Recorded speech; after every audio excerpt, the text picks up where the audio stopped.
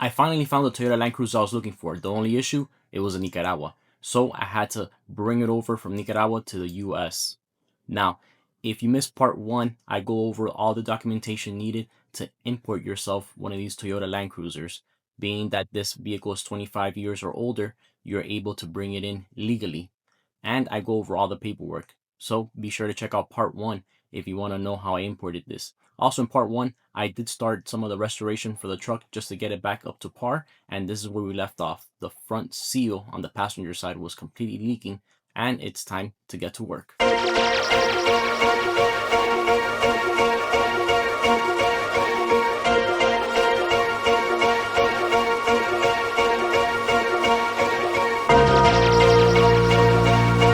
So these Toyota's Land Cruisers, they use a bearing for the top and the bottom.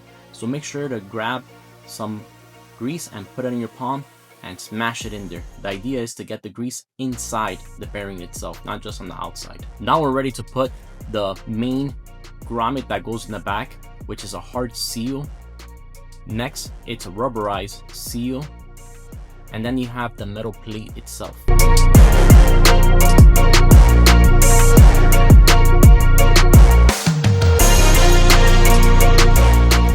Once you're ready to put the bearing on the top and the bottom, it's time to put in this hub holding mechanism, where you have to add a shim on the top and the bottom if needed, just to see exactly if it's up to specifications.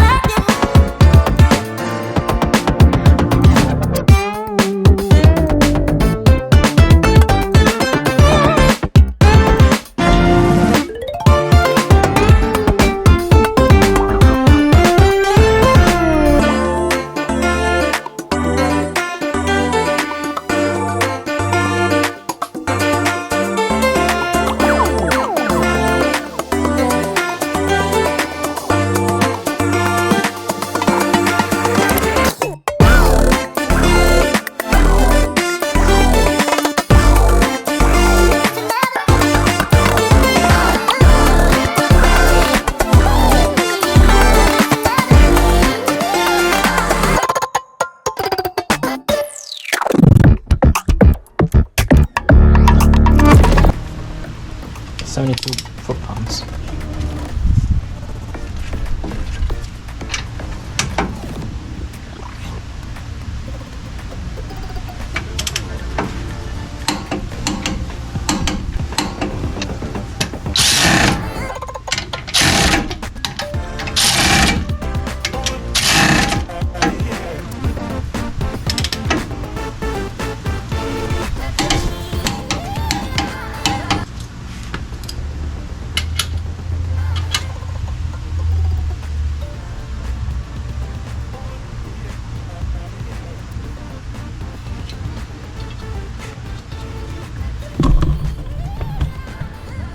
Six to 13.6.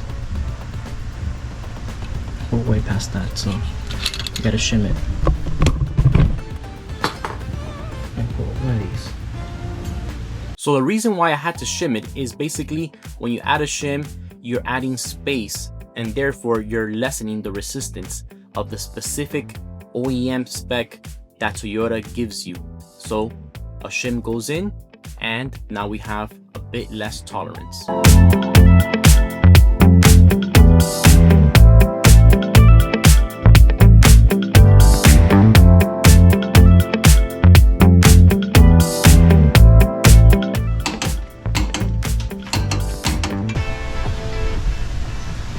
Six, and we're maxed out.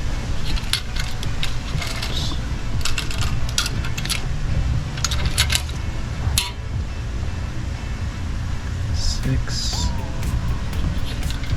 Perfect.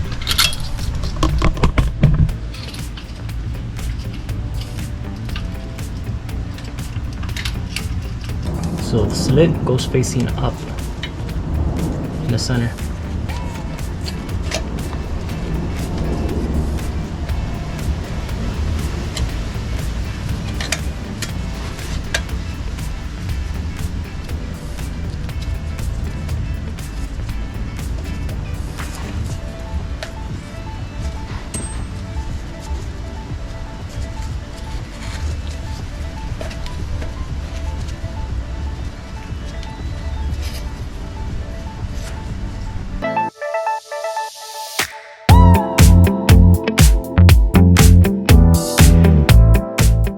Now here with both these half moons, several bolts after, this really tightens that whole seal assembly, and this is what holds it all in place.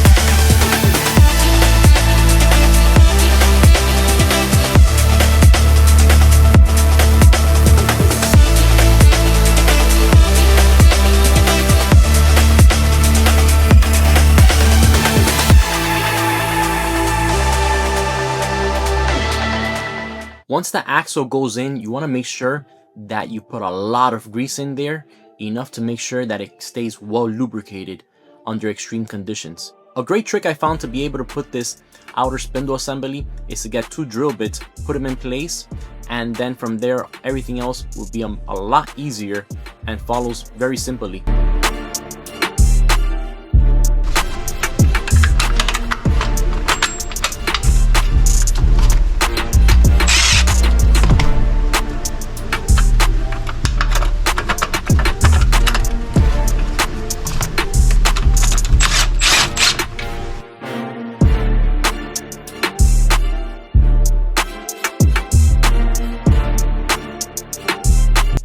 $24.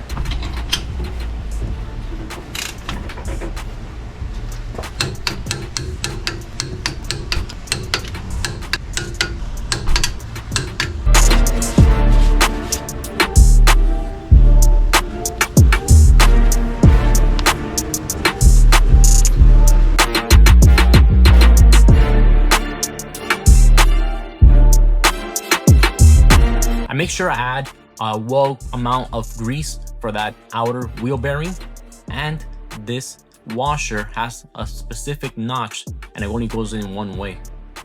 After that, the main nut gets torqued down.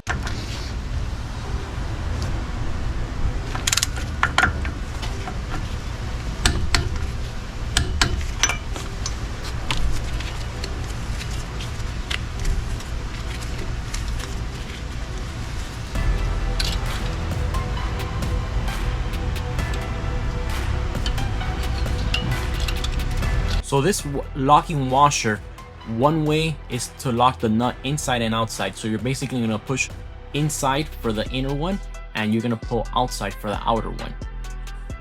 Now again, this vehicle has a specific resistance that it has to have and has to be within specifications.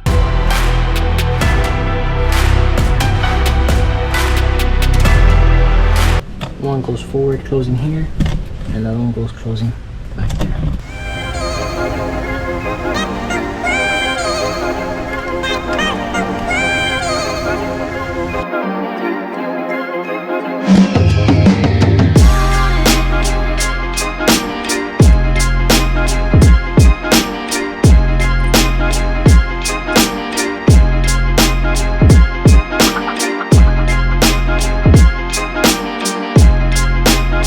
You're able to put a screw in the middle of the axle, that way you can pull it towards you and it makes it a lot easier installing that E-clip.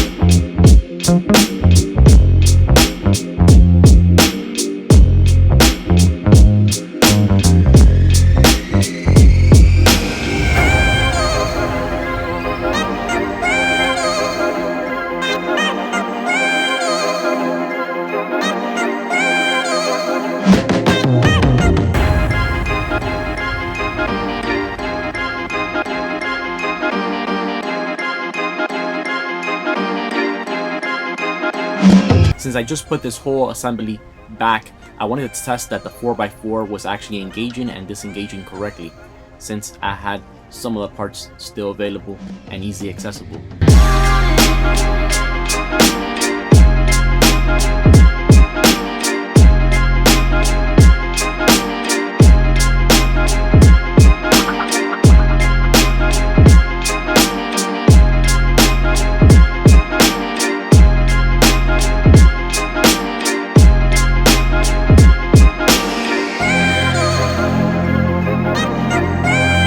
While driving the Land Cruiser, I did notice that I would lose brake pressure, so the master cylinder was bad. That inner seal was completely destroyed, and might as well just get a brand new master cylinder assembly.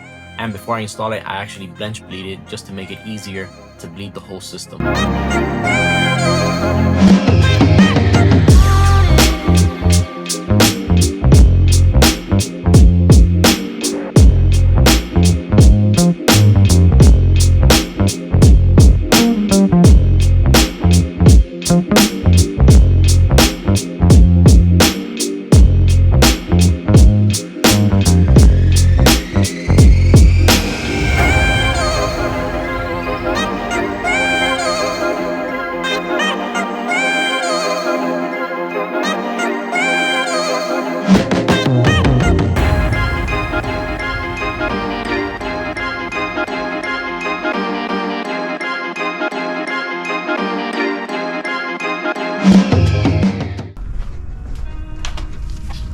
Okay, Vic.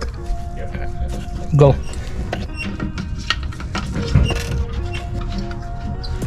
Okay, Vic, go.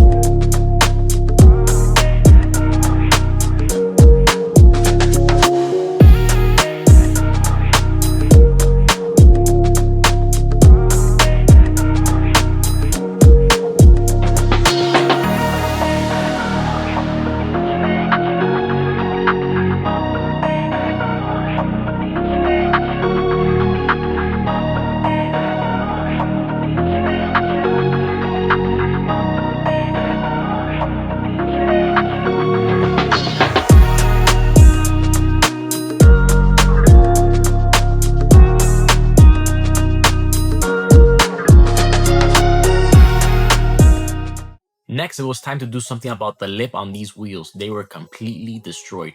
So I had my son, Vic Jr., go ahead and clean them up with a little bit of acid and then start the sanding down process just to get them in a dull state, but everything evened out completely.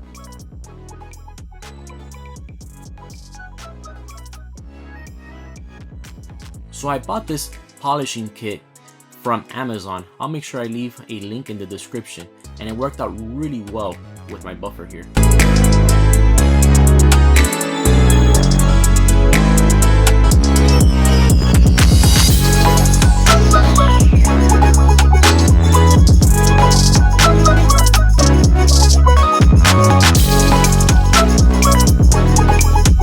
The wheels had a few nicks, so I make sure I got a little bit of gloss paint and I went over them just to make sure they look presentable.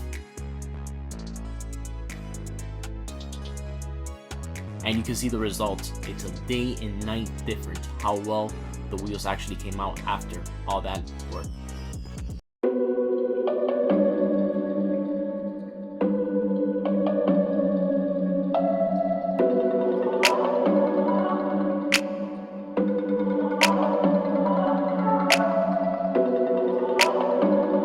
Now it was time to do something about the headlights. I started with a wet sand 1000 grit moved up to 1500, 2000, 2500, and then some rubbing compound to bring them back to life.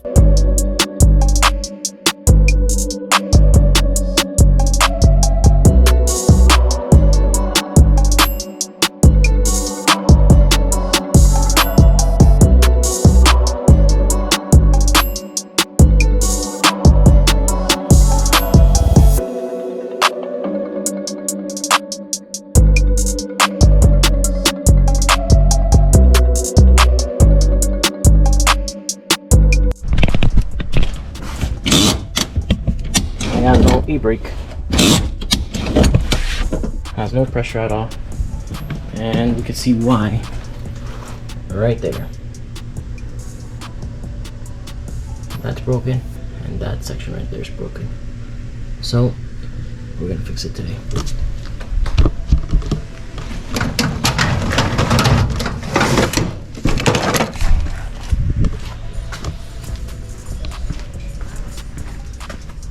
We don't have enough space to work and get that out of there, so we're gonna take out this bench.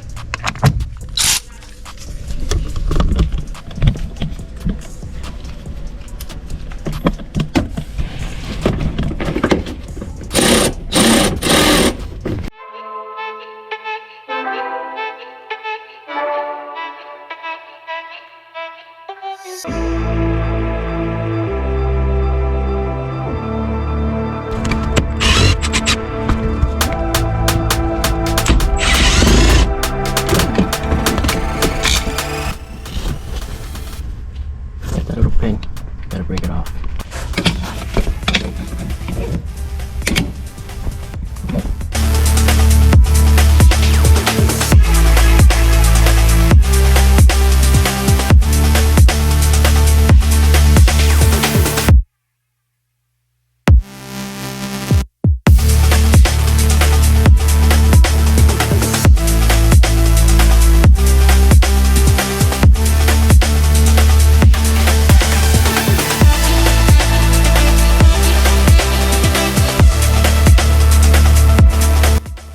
Okay, so I got here the speedometer cable.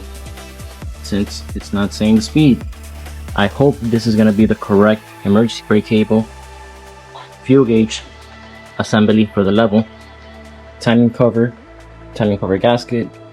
These are the pins that go at the end right here.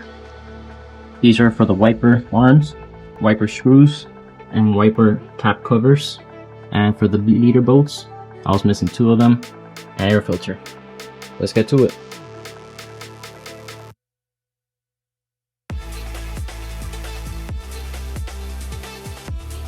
Before we clip this right into the cabin, we go this way in to the e-brake. Now will be a good time to replace the fuel level unit, which is right in here, and let's get to that first. As you can see here, there's 2 screws that need to be taken off.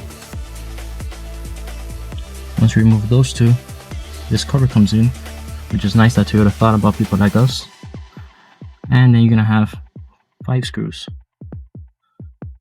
that go right in and around this area. Just plug.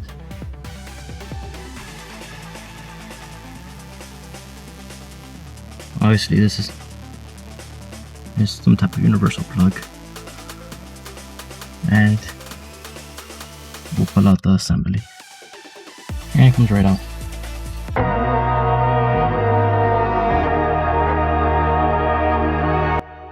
Okay, so we have a slight problem here. My truck doesn't have this plug, which is the OEM plug. I got this, but it is a 2-wire connection.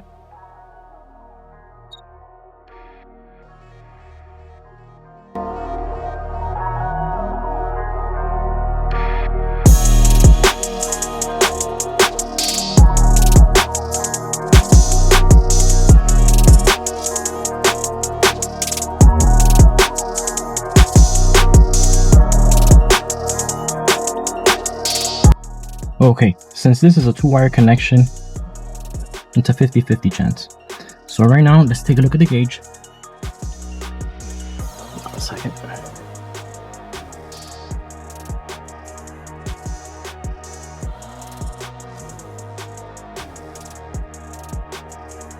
And that's where we're at right now. Let's see. Let's start with the first combination.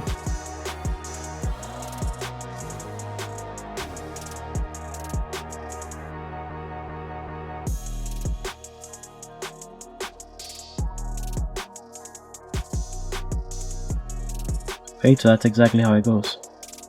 Got it on the first try.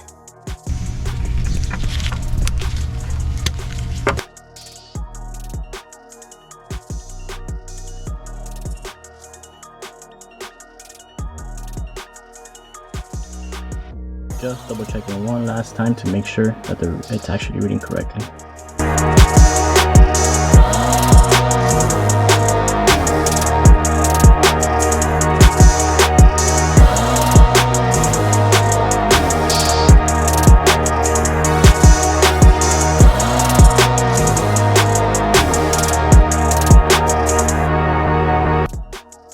Okay, so we push the cable through, and now we just pull it.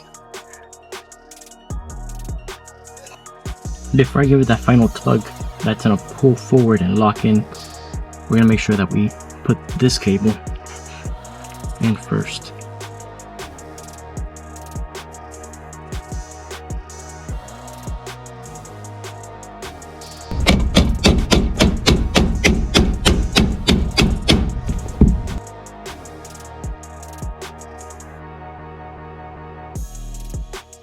Okay, so we lifted it up just to see if the emergency brakes are working, and then we'll start with the adjuster screw real quick. So there's no resistance there.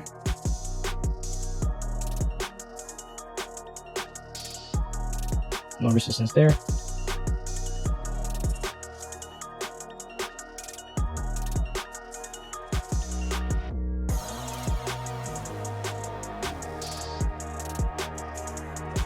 That's tight.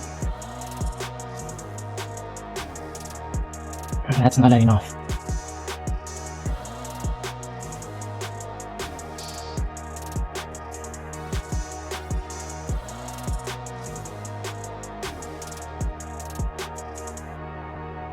Again, soft.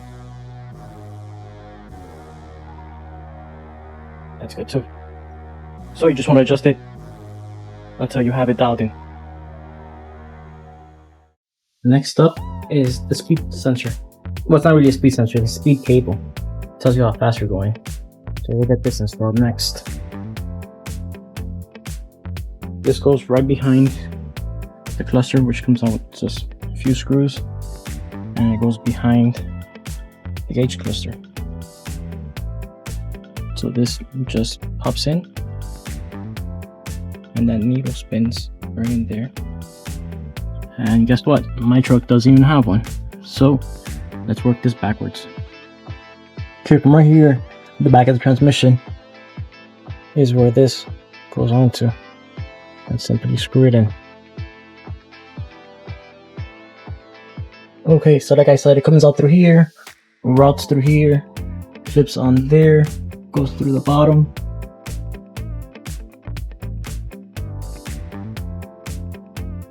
Bring it from here, has a little grommet. Push that in,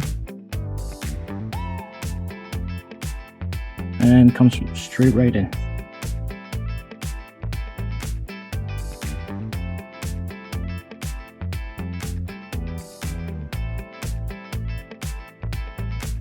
So we can see that it's broken, so we're just going to replace that piece.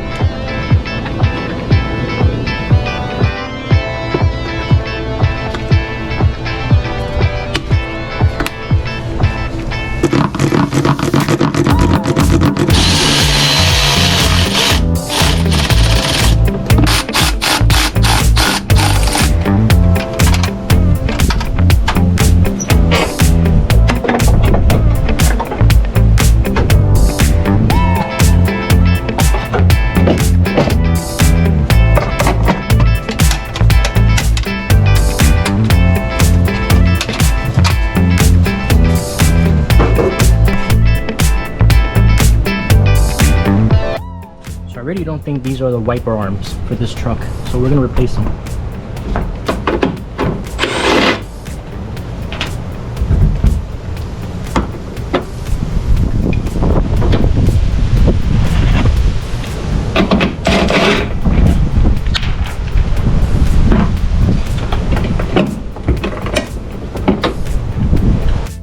So we have the right and the left.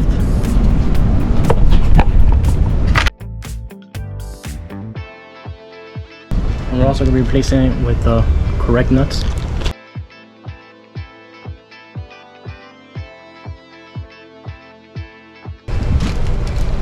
And we're also going to put in the covers that go along with the truck.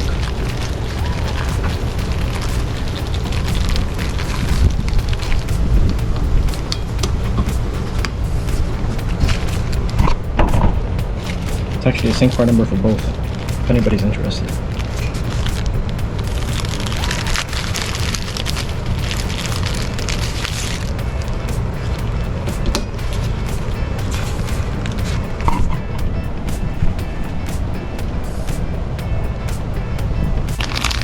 We're missing two leader bolt caps that I ordered for the rear.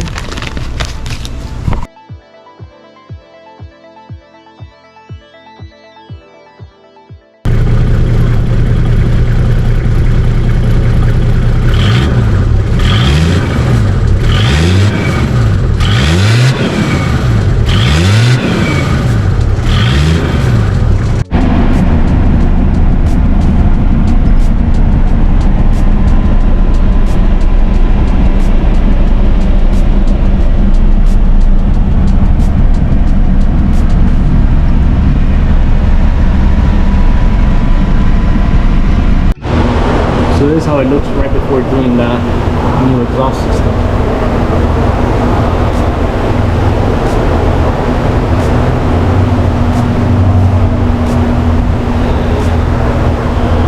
Right there we have an exhaust leak. And to a huge muffler.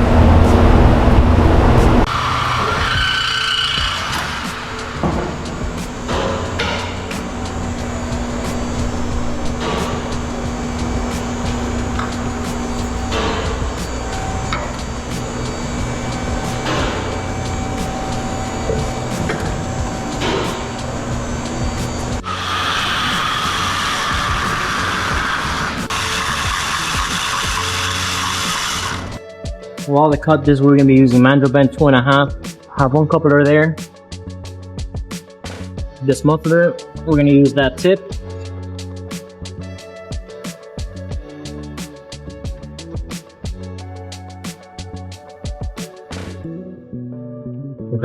So you can see here the coupler and the flex pipe. I pretty much went underneath the truck and I put this whole kit together. I bought them off eBay, and basically it's a 2.5 coupler in case I need to remove the exhaust, and a flex pipe, and then a straight through mandrel bend.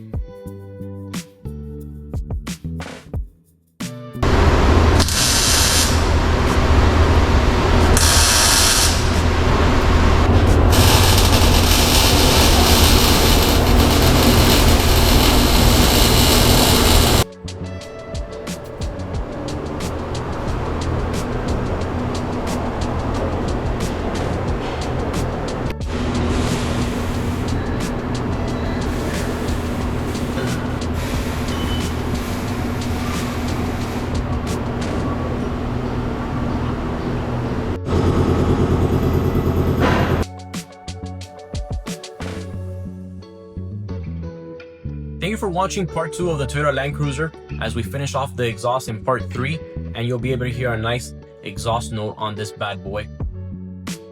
If you like the content, be sure to subscribe so you don't miss another episode. Thank you for watching.